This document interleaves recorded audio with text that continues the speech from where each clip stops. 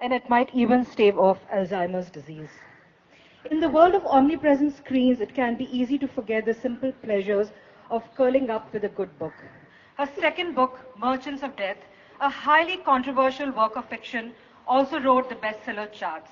Well, as you rightly said, the times haven't changed much. They have changed somewhat. I won't say, they haven't changed at all. They certainly have changed somewhat.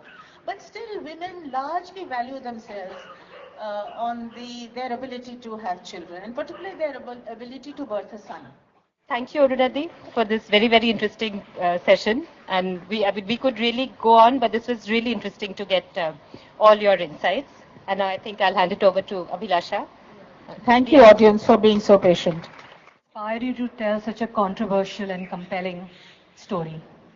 So when I was after finishing both my books, and there was a kind of a space in my head, and I was looking for another character to write. Kasturba had been suggested to me after I finished doing Father Dearest, which was in 2002.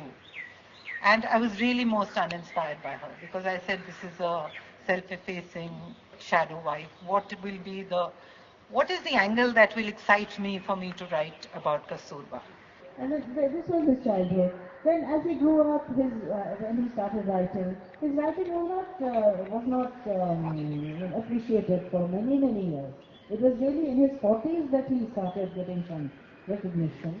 So he was constantly, he didn't enjoy this iconic stature in his own family. And that is why, and maybe partly because of his personality, which was very soft, somewhat docile. You could even call it weak. Polygamy, monogamy, and your take. I mean, if you both were to reverse your roles then and now, how would it be? The trouble was when young people fell in love, then it was considered terribly, terribly scandalous.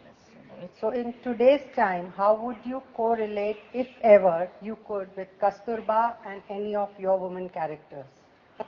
You see, they were both married to these iconic men, and both of them were generally considered by the public as unworthy spouse. Angechi, what you call it, that bucket kind of thing, on which she took meals not only for her family. He just wanted what he wanted.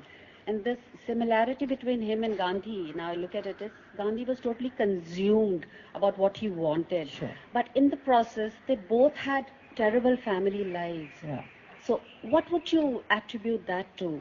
Were they just insensitive, or? I don't know if you can call them insensitive. I think you can say because they're so consumed by a cause that everything else fails.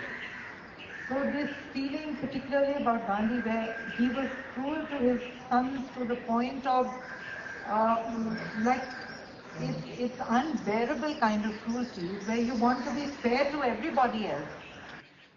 And of course, we thank all of you for being here today with us and making this afternoon so interesting and interactive.